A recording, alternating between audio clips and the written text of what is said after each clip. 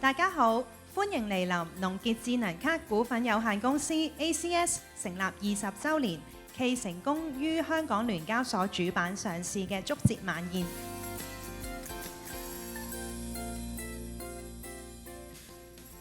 我作為公司其中一位創辦人，親身見證咗公司嘅成長，同埋經歷咗各項挑戰。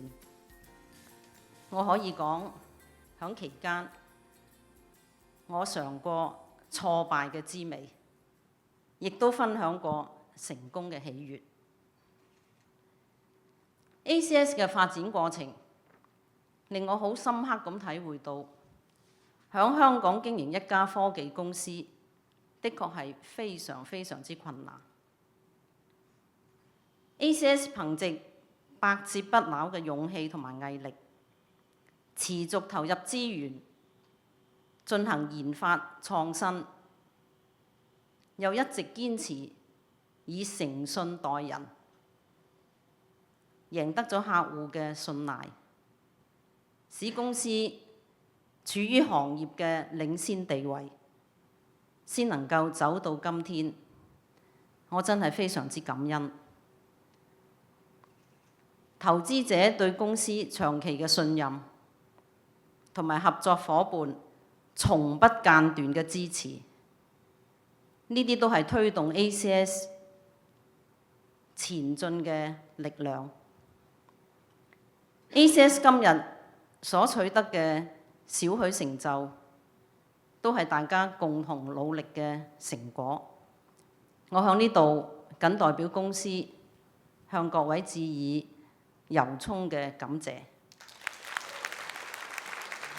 咁但係咧，就好少有公司啊啲企業咧，願意去花20年嘅時間，可能經過無數嘅風風雨雨，咁仲可以抱住呢個堅定嘅信念，從成立嘅開始就堅持到成為一方面嘅專家咁啦。咁我相信 ACS 咧係極少數嘅特例之一。咁我哋而家唔係淨止係一間硬件嘅公司，咁我哋嘅業務已經係做到有軟件啦，同埋解決方案嘅領域嘅。咁 ACS 咧有好好嘅一個基礎啦。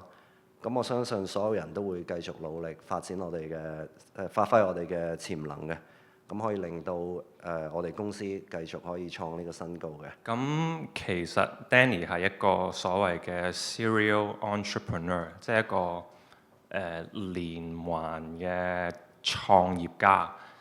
咁佢有創過幾個業嘅，有做過寵物嘅出入口啦，做過 Motorola 即係摩記嘅半導體嘅代理啦，亦都創立咗 ACS 呢個 group 嘅 companies。咁其實好多人就覺得哇，都幾成功喎，創立咁多呢啲嘢。咁其實好多人就唔知，可能即係我媽咪頭先提過，就其實有遇過好多困難嘅。咁遇到困難呢，係靠咩解決咧？有啲人話，佢創咁多業都成功，係咪因為有啲好特別嘅目光啊？係咪好有遠見啊？有啲好特別嘅市場觸覺啊？